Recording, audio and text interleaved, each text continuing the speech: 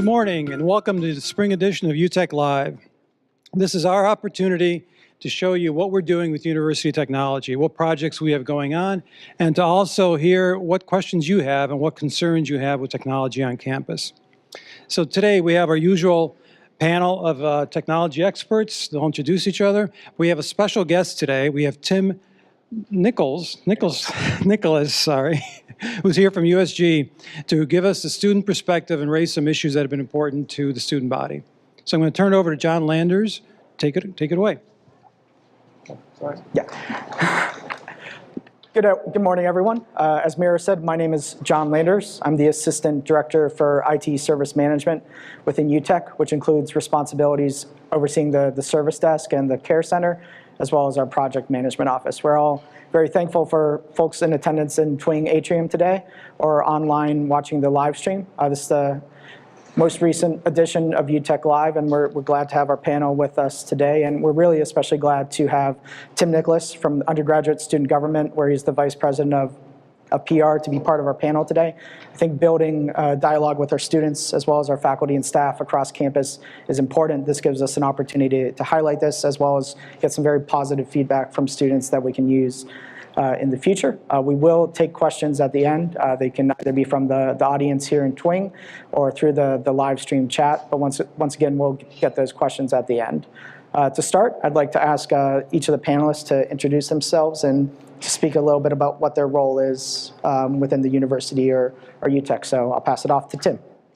All right. My name is Tim Nicholas, has been said. I am currently a senior, and I study cognitive science and music. I'm actually one of the vice presidents for USG. I'm currently in the PR committee and also have been handling most of the technology-related issues on campus over the last year. I'm Chet Ramey. I'm an IT architect in UTech with a concentration on infrastructure. And we're the folks who kind of look around the corner and see what's coming up. I'm Genevieve Matheson-Kilmer. I'm a teaching and learning designer / technologist in UTech. I am the service owner for the learning management system, and so right now I manage both Blackboard and Canvas, as well as an assortment of other technologies. I'm Tim Spiker. I'm from the Information Security Office.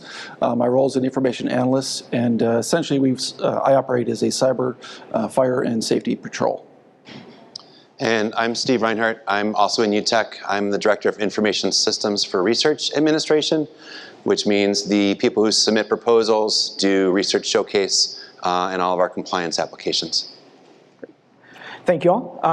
As it's worked in the past, it will work today, similar today with a little tweaks. We'll have a set of questions that we ask each of the panelists, and then we'll have a set of questions we specifically ask Tim to kind of get the student perspective. So to start off, I'd like to ask Genevieve to talk a little bit about, can you talk a little bit about how do we think centralization and some of the projects that UTech have taken on have impacted student success? We all know that's a big part of our strategic plan and obviously very important to people like Tim and his peers across the campus.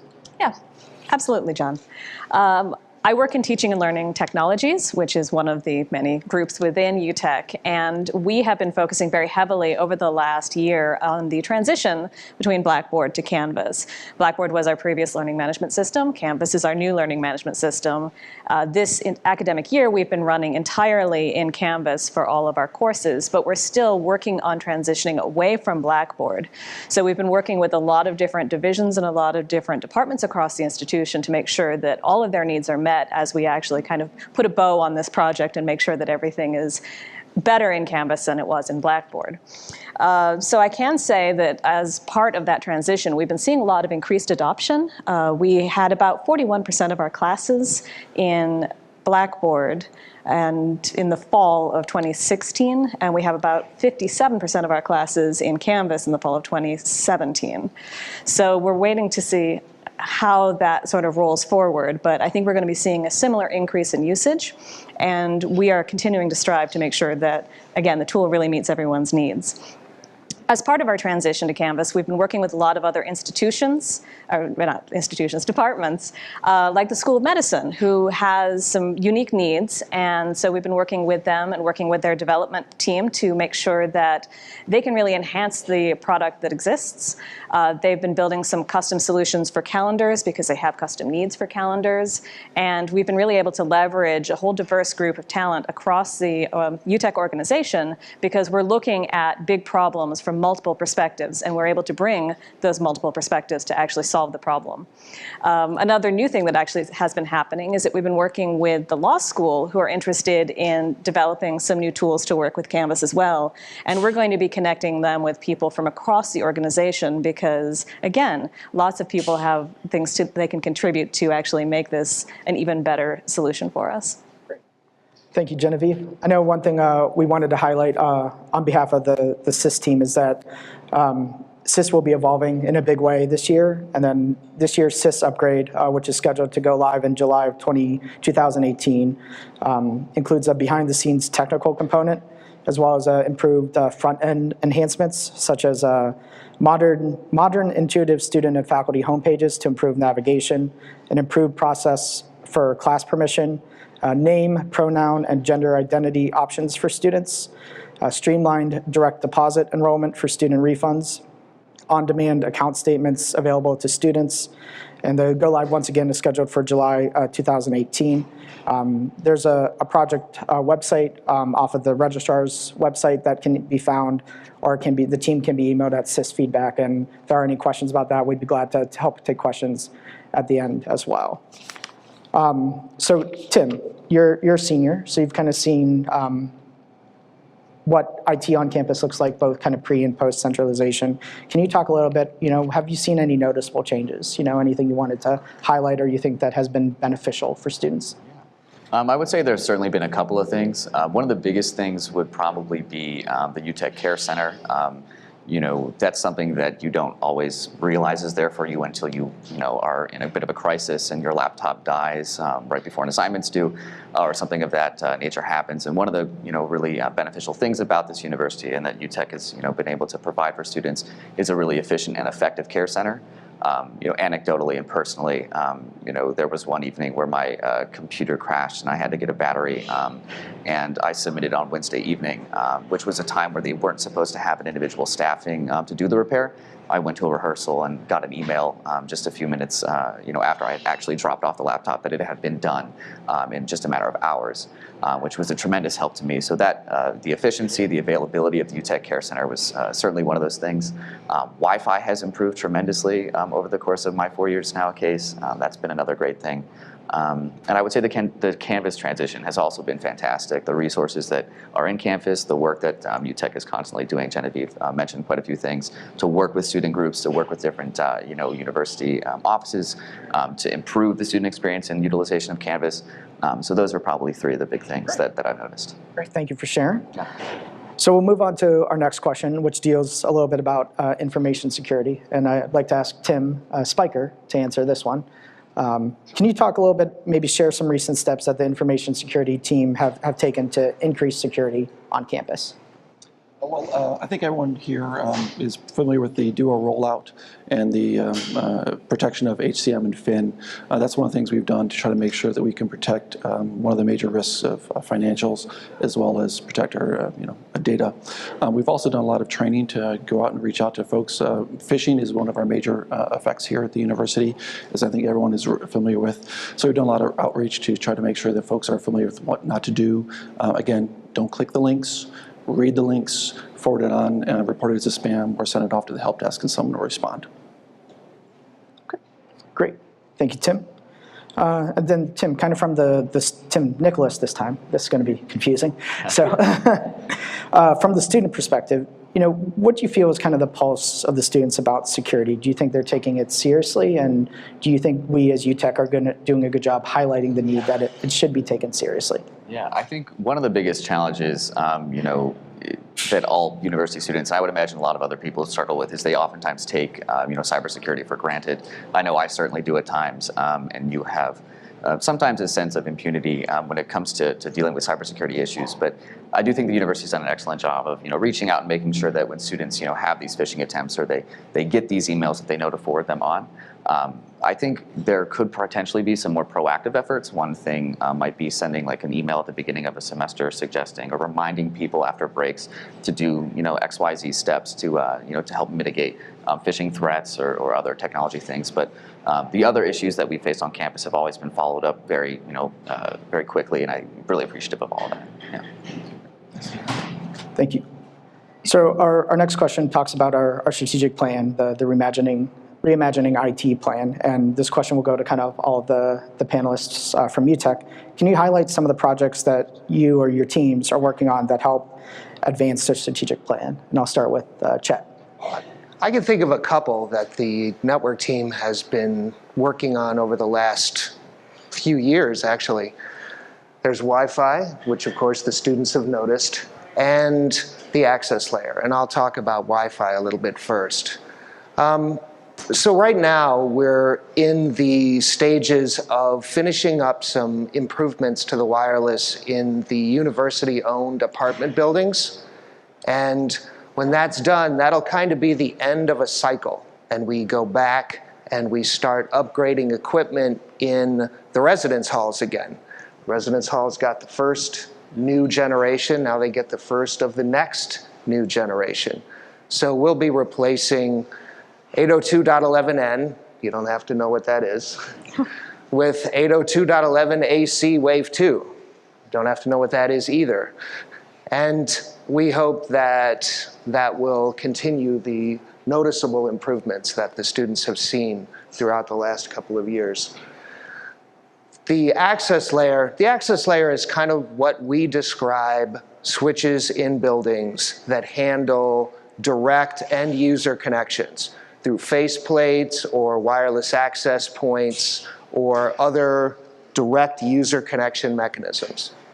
So we're well into a project to replace the aging, sometimes 12-year-old equipment in some of the buildings with new modern switches. We're about 38 buildings into it so far, academic and residential.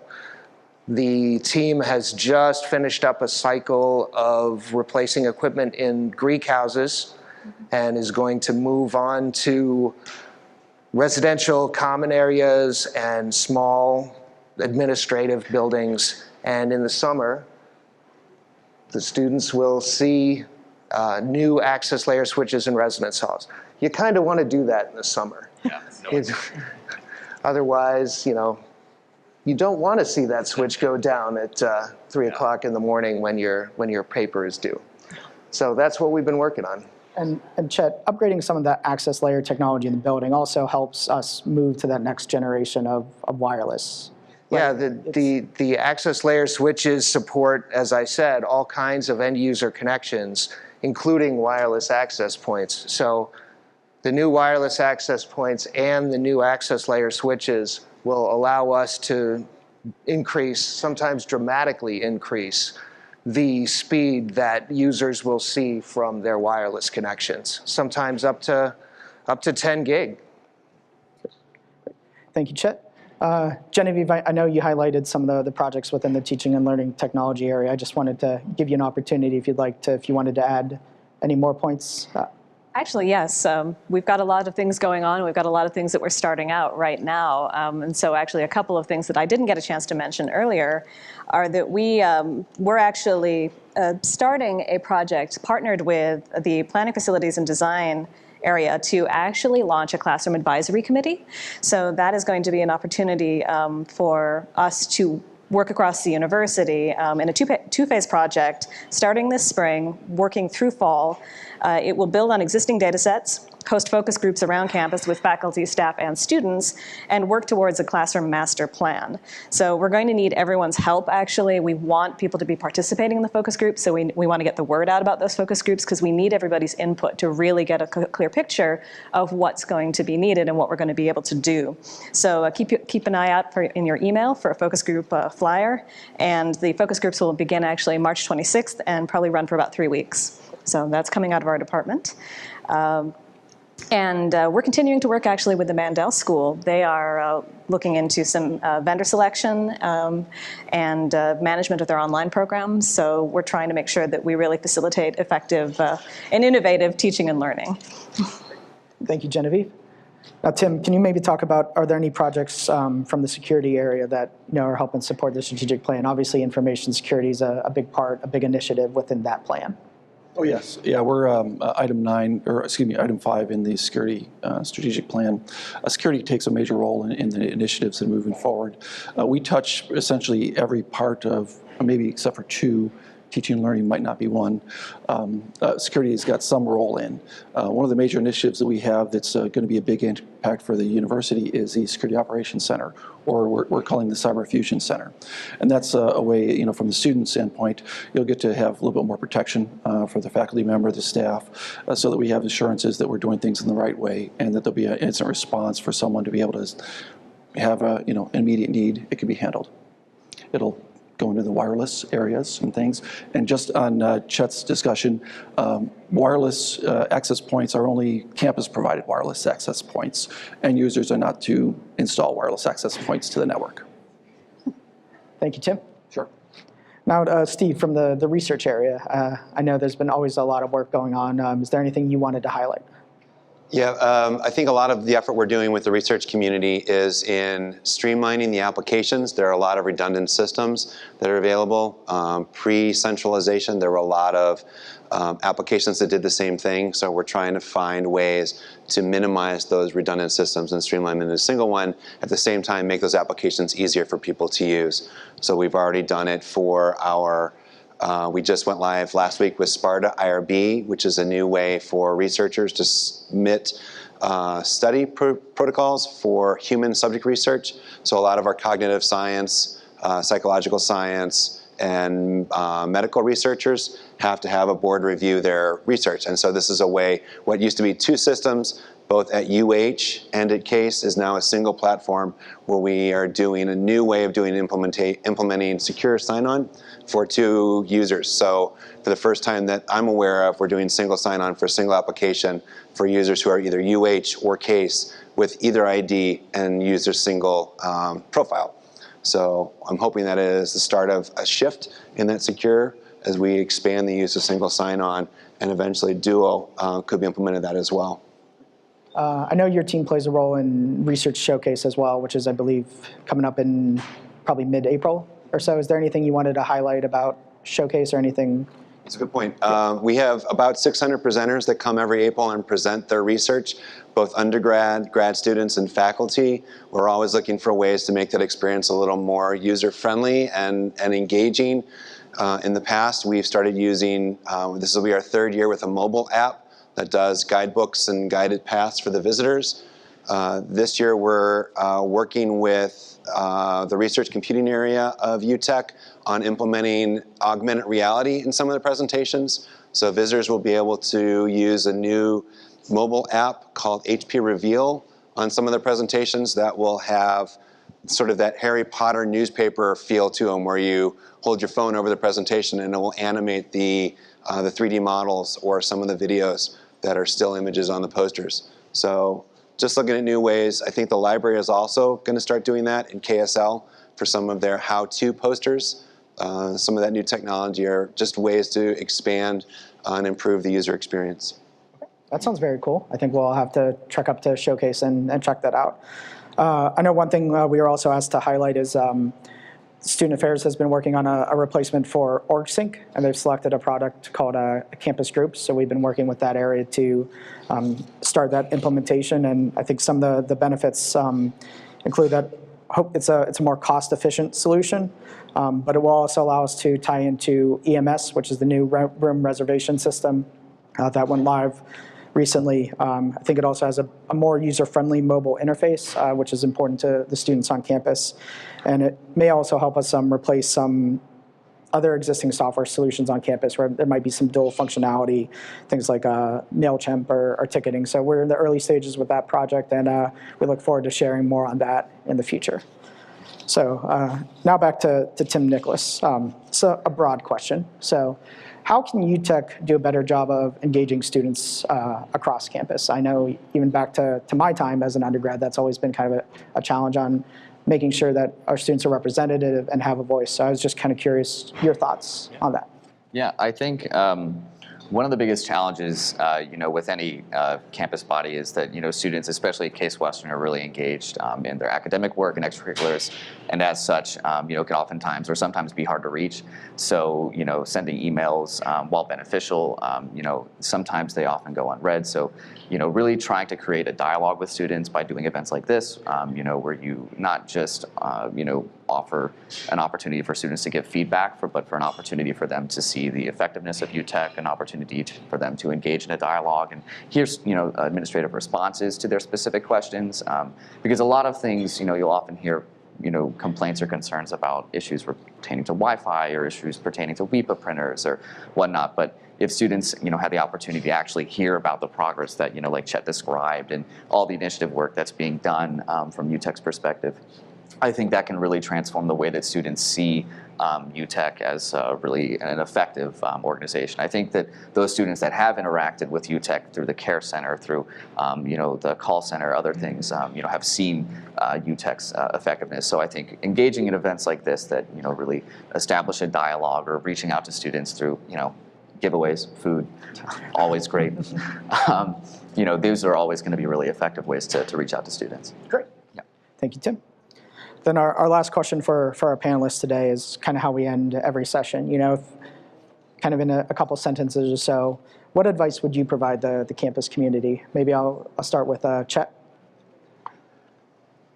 I think that one of the things that we've heard a lot about, and certainly Tim alluded to it several times, is people complain about the Wi-Fi. People complain about Wi-Fi performance, people complain about connection speed, things like that. And there are a few fairly simple things that you folks can do on the client end that will be able to take better advantage of the technology that we're putting in place in the infrastructure side. And you don't have to get a new laptop. Sometimes it's just as beneficial to go out and buy yourself a new wireless card, a new USB wireless card. And so this is the stuff you should remember. If you want to go out and read specs, look for 802.11 AC. Look for things like multiple spatial streams. Things like that will enable you to take better advantage of the newer technology that we've got in place. Thank you. And I think we're working on a list of kind of specs we can publish during the summer. So especially as new incoming students come to campus, we can make sure that we share that information. So thank you, Chet. Genevieve?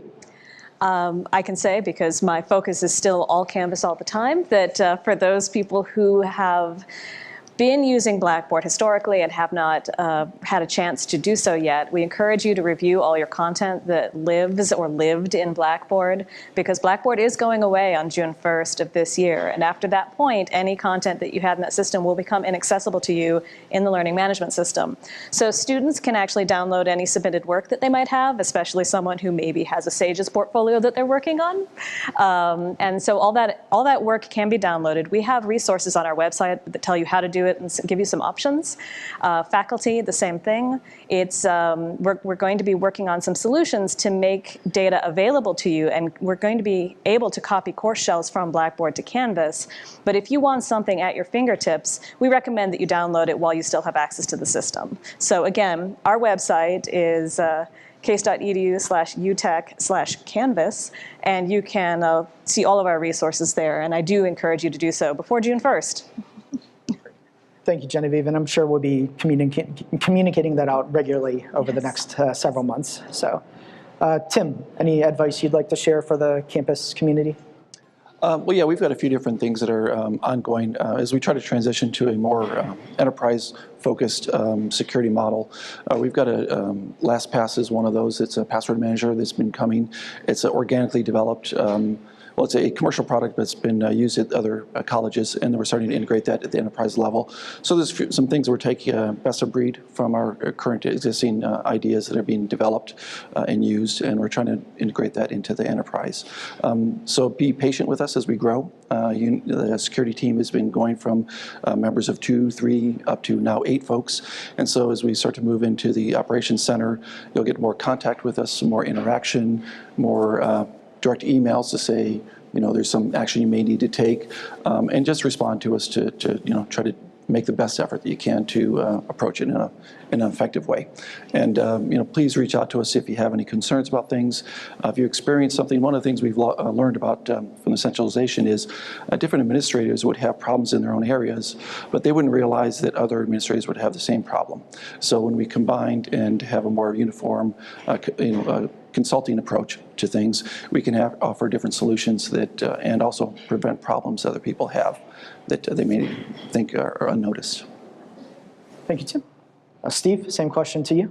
I think mine is always that the Helpdesk is a great resource. I think a lot of people don't realize that even if they don't have the answer, there's a lot of people behind them that they route those tickets to. And the more tickets that go into that system and the more calls and interactions that happen, the more knowledge that we get. So if there's Wi-Fi, it's easier to understand where there's a bigger problem or an application that we start to see a trend that people are struggling with logins. It's easier when it's a series of data or a data point. So I love recommending to people that interaction. And I think to your point, we're seeing that there are different ways that we would like to interact with that Helpdesk. It might not just be pick up the phone and call.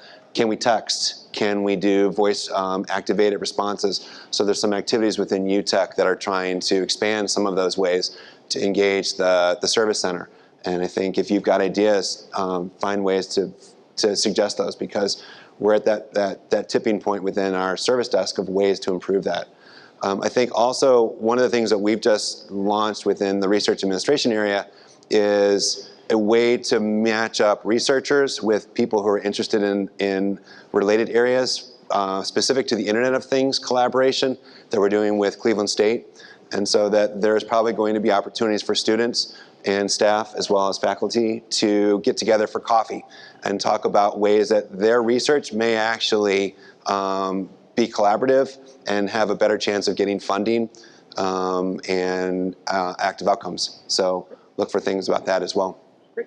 Thank you, Steve. And then definitely from a service and support perspective, the help desk is always there. We know we probably don't have as much students as we'd like utilizing it, and we just like to remind them that it's there. You can always call 24/7, 365, or email at help@case.edu, or even at help.case.edu. There's an online chat to allow you to direct chat with an agent, and always the posted hours for the care center on the basement of KSO. So we always that support is there, and we're here to help, so please don't be afraid to reach out. So I guess the last question for the panel before we take questions from the audience to Tim, similar type of question, but what advice would you give UTech? You kind of had the opportunity to be up in this panel. You're a senior, so graduating in a couple months. So, as you kind of finish your role here at campus, what would you share? So advice to UTech specifically would be keep doing what you're doing. I think in the last 4 years, we saw the centralization of technology on campus around UTech, and we've seen, from a student perspective, events like UTech Live coming out, giveaways on campus, improvements to the care center, improvements to Wi-Fi, improvements to SIS that are now rolling out. And I think that the concerted effort to, always acquire student feedback is always going to be really important. So I would say definitely continue the work that you're doing, but certainly try to make a strong effort to engage with students in any way, shape, or form that you can. And whatever that may look like, I think one of the best ways to do that is to host events like this and get direct feedback, to offer incentives like food for people to come and do things like that to really kind of get a strong idea of what the pulse of the student experience is, and to understand that the work that students are doing are not siloed. They're very much in concert with UTech and their efforts, and at the same time we're very appreciative of them. So more of the same. Thank you to Tim and to all of our panelists for today. I think at this time we'd like to open it up to any questions from the audience or from the online live stream.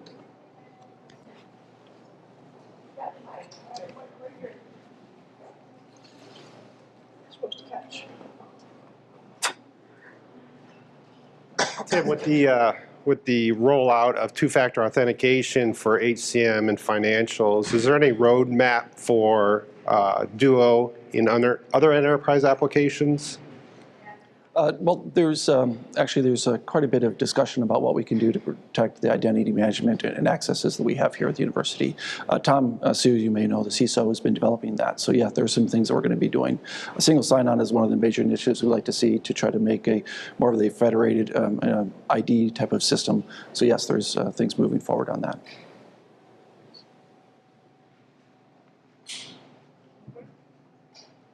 Okay.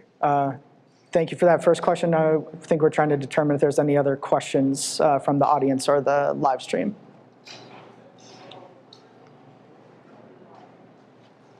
Okay. Well, it's 11:30 a.m. and we've concluded our most recent UTech Live.